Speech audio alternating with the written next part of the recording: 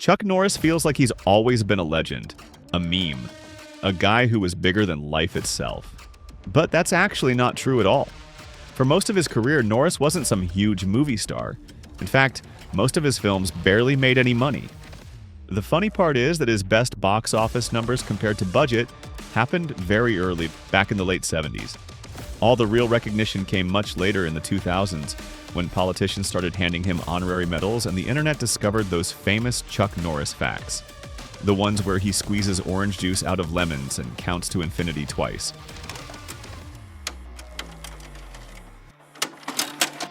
Chuck's first real movie role was in Bruce Lee's The Way of the Dragon. And yeah, he got that role through connections. In that sense, his start looks a lot like Steven Seagal's story.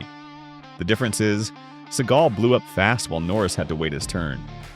Back in the 60s, Norris was a world champion in karate in the light heavyweight division, and he opened a chain of martial arts schools. Eastern martial arts were getting popular in Hollywood at the time, so a lot of celebrities trained with him. One of them was Steve McQueen, and it was McQueen who introduced Norris to the people, making The Way of the Dragon. Bruce Lee's movie became a worldwide hit, and while Bruce was the star, some of that fame rubbed off on Norris too, even though he played the villain. Right after that, Norris signed up for another bad guy role in the Hong Kong film Slaughter in San Francisco. The movie bombed, even with a small budget, and critics didn't go easy on him either. After that, Norris disappeared from movies for a few years to lick his wounds. He came back with a small American film called Breaker, which was his first real US production. All his previous movies had been made in Hong Kong. The problem? The film was completely forgettable, and it didn't even get a proper theatrical release in the US. But then something finally went right. The action movie Good Guys Wear Black cost only $1 million and made $19 million in theaters. For Norris, that was huge. For a lot of American viewers, this is still one of his most recognizable films. Even The Expendables 2 makes a direct reference to it. Norris himself calls this movie the turning point of his life. Taking that role meant choosing acting over his sports career. At the time, he was working with Benny Urquidez on building a new kickboxing league, and saying yes to the film meant dropping all of that. After that success, offers started coming in fast. His next two movies, A Force of One and The Octagon, both made around $20 million each. Suddenly, people started saying Norris had a big future in Hollywood, and his salary climbed to about $500,000 per film, which was serious money for him back then. There's also a pretty funny story connected to an eye for an eye, and somehow Keanu Reeves ends up in it. The director of the film, Paul Aaron, had been married to Reeves' mother, Patricia Taylor. By the time he worked with Norris, they were already divorced, but Aaron stayed close with Keanu, who was living in Toronto at the time. They used to go watch action movies together, including Bruce Lee's The Way of the Dragon, the one where Norris shows up. According to the story, it was actually Reeves who convinced Aaron to take the job, directing the Norris movie when he got the offer. Aaron was mostly a Broadway guy and didn't really want to make a martial arts action film, but Keanu talked him into it.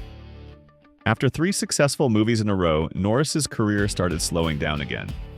After The Octagon came the most expensive film of his career at that point, An Eye for an Eye, and it underperformed. $5 million budget, only $7 million at the box office. What makes it even stranger is that critics and audiences actually liked this one the most out of all his films at the time.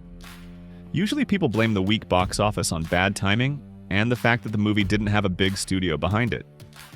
It also didn't help that An American Werewolf in London came out around the same time and made $30 million, quickly becoming a cult classic.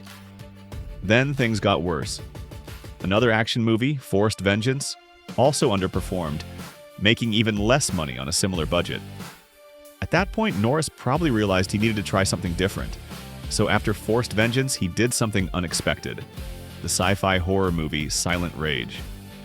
Today, it's one of his most forgotten films, but back then, critics actually gave him some of the best reviews of his career. The movie about Chuck Norris fighting a zombie didn't exactly become a hit, but it wasn't a disaster either. The budget was about $4.5 million, and it made around 10 in US theaters. Then came 1983, and probably the most famous Chuck Norris movie ever, Lone Wolf McQuade. At the box office, it didn't exactly explode, but it did make its money back. The budget was about $5 million, and the film earned around 12. There's a rumor that the producers originally wanted Bruce Lee to play the main villain, and if he had still been alive in the early 80s, they supposedly would have cast him and marketed the movie as the rematch of the century. Sounds questionable, but honestly, who knows what Bruce Lee's career would have looked like by the mid-80s. Norris himself loves this movie and talks about it all the time. In one interview, he was asked about the fighting skills of David Carradine, who plays his opponent in the film. Norris said Carradine was as good at martial arts as Norris himself was at acting, which is probably the most honest thing Chuck Norris has ever said. According to rumors, the joke started after the final fight scene, where things supposedly got a little too real. Carradine allegedly hit Norris for real several times and kept going even after being asked to tone it down. And to make things even better, Carradine's contract said his character couldn't be killed in hand-to-hand combat, which is why in the final scene he gets blown up with a grenade instead. Lone Wolf McQuade also gave us one of the two most legendary Chuck Norris moments. The one where he drives a truck out of the ground like the earth itself owes him money. You can also trace the roots of Walker, Texas Ranger back to this movie. The problem was that Lone Wolf McQuade was the most expensive film Norris had made at that point, and the box office just wasn't big enough to match it.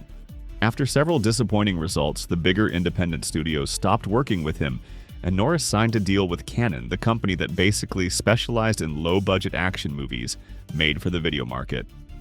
This was the same studio behind American Ninja, and the same studio that helped launch Jean-Claude Van Damme by giving him just enough money to punch his way into Hollywood. At first, things actually worked.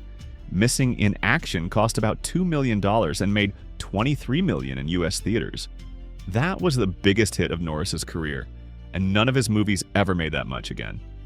It also gave us the second legendary Chuck Norris moment. The one where he rises out of the water holding that machine gun like he just came back from a personal meeting with war itself. Because of that success, a real Hollywood studio finally called. Orion, the same company behind The Terminator and RoboCop, invited Norris to star in Code of Silence. And surprisingly, this turned out to be the best reviewed film of his career.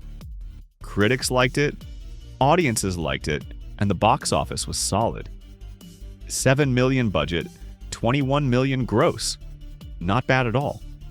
The funny part is that the script was originally written for Clint Eastwood. It was supposed to be the next Dirty Harry movie, but Eastwood passed, and Norris got the role almost by accident. Cannon was having problems with Invasion USA.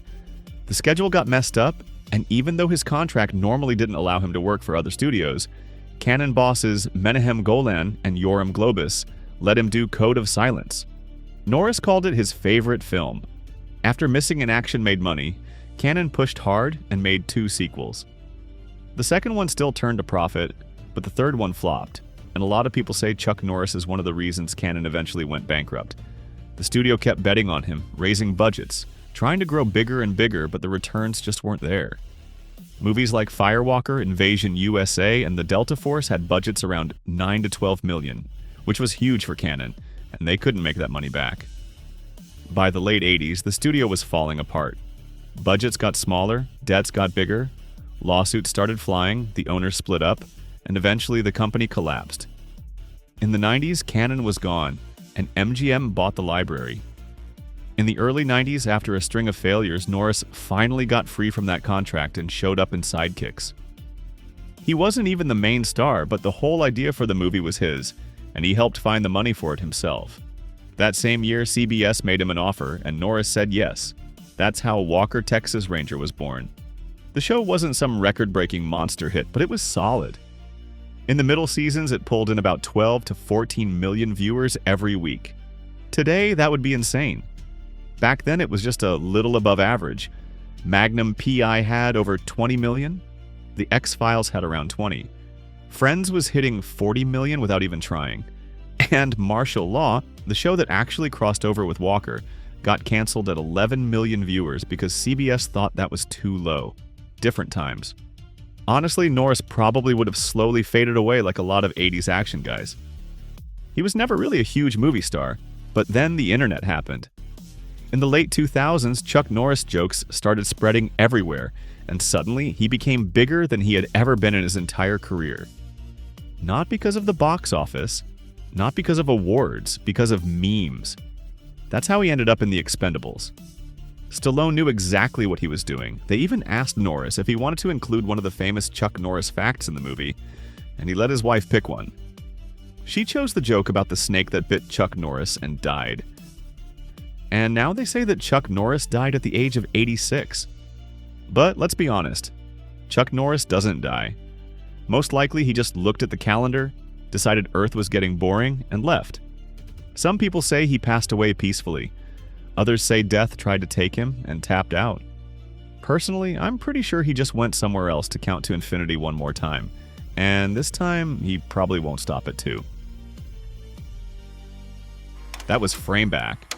Subscribe for more rewinds and see you on the next one.